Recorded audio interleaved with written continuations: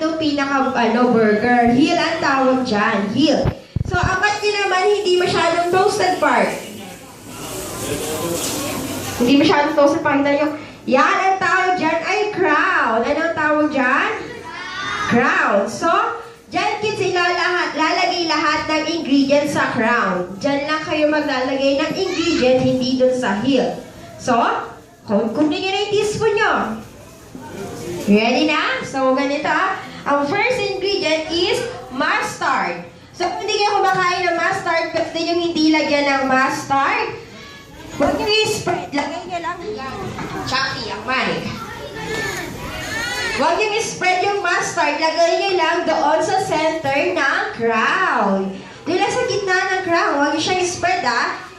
Kontian nyo lang kasi baka hindi nyo magustuhan yung lasa ng gawa nyo. Huwag nyo siyang spread. Lagay nyo lang sa gitna. Parang tundok lang. Parang tundok lang siya. Ganon. Kaya ano siya? Okay na, may mustard. Pag di kumakain ng mustard, pakain nyo lang kay mami ha. Huwag nyo na lagyan. Next naman nating ingredient is yung ketchup.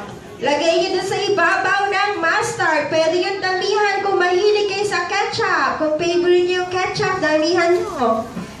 Diba? Para kung mas nasasarapan kayo doon. Pero dapat di siya spread. Papatong lang siya. Pero pag favorite nyo na mag-spread, sige. Hindi maawa. Ayan, o pwede nyo ubusin nyo natin sa gravy container kung gusto nyo ng maraming ketchup. Okay na? Ito po si David. Sabi ko sila sa mama mo kasi ulit mo. Okay, next naman, sprinkle nyo yung onion sa ibabaw ng ketchup. Sprinkle nyo kahit di nyo nagamitin yung teaspoon. Using your hand na lang. Kasi naka-gloves naman kayo. Sprinkle nyo na lang yan. Onion. Kung ayaw nyo ng onion, pwede namang hindi lagyan. Pakain nyo lang din kay mami, di ba? Busog na si mami mamaya. Ang sibuyas. Okay, ang dami ng onion. Hindi lahat, no? O kung gusto mo yan. Ang taray ng burger natin. Lahat na, meron. Okay na ba?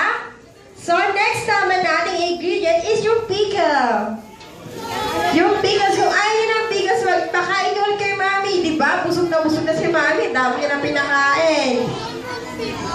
O ayaw nyo ng pickles ha. O, yung maglalagay ng pickles, ilagay nyo lang doon sa ibabaw ng onion.